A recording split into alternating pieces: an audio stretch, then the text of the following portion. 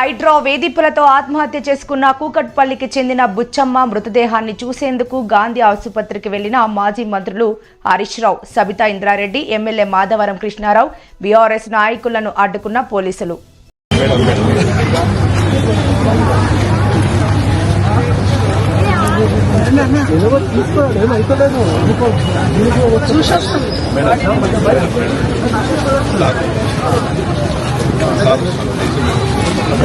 Please కొంచెం చూడండి చూడండి కాన్ఫరెన్స్ ఎమ్మెల్యే గారు వచ్చింది.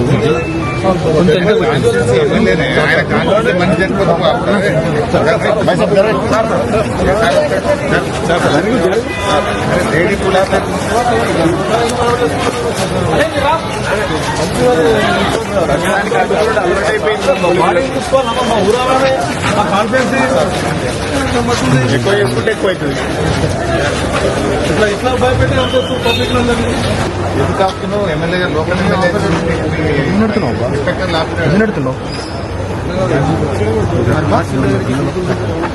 ఎందుకని అలా చేయండి.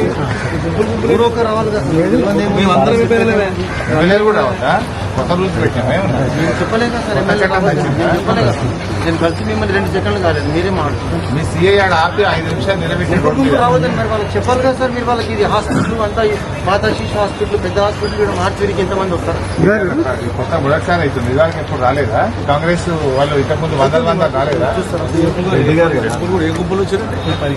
10 మంది వాళ్ళ ఫ్యామిలీ మెంబర్స్ ఉన్నా ఆదుకునేటువంటి అలా చేయొద్దని చెప్పారు సార్. ఎవరు చెప్పిండ్రు? మార్చిలోకి ఇంతమంది పోతారు. పర్మిషన్ లేకుండా థ్యాంక్ యూ సార్.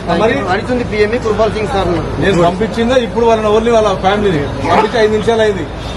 అది కుక్కట్పల్లి వాళ్ళు, కుక్కట్పల్లి వాళ్ళని నేను పంపించి వాళ్ళ ఎమ్మెల్యే వచ్చాను.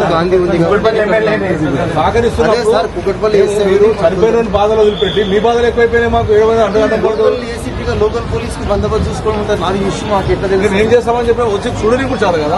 చేసేది కాదు సార్, వచ్చి ఆపాడు. మీరు వస్తారు. జ్ఞానేశ్వర్ ఎస్ఐ ఆపిండా లేదు అడుగు, నేను అనుకున్నాడు అడుగు, సుధాకర్ ఆపిండా లేదు అడుగు, వీళ్ళిద్దరు మమ్మల్ని ఆపిందా లేదు అడుగు. సరే సార్, ఇప్పుడు అది ఇష్యూ కాదు. ఇప్పుడు మీరు కృపాల్ సింగ్ సార్ ఎవరు కలుస్తారా? డెడ్ బాడీ చూడడానికి కూడా అనుమతించారా? ఇదేం రాజ్యమే? అవుతుంది సార్. ఏం పోలీసులు మీరు నాకు అర్థం కాదు. కొత్తగా చూడ కానీ వీళ్ళు అంటే వీళ్ళు పిఎం అవుతుంది. అది నేను కాదుగా చేసేది, వాళ్ళు చేస్తారు. కృపాల్ సింగ్ సార్తో మాట్లాడారు.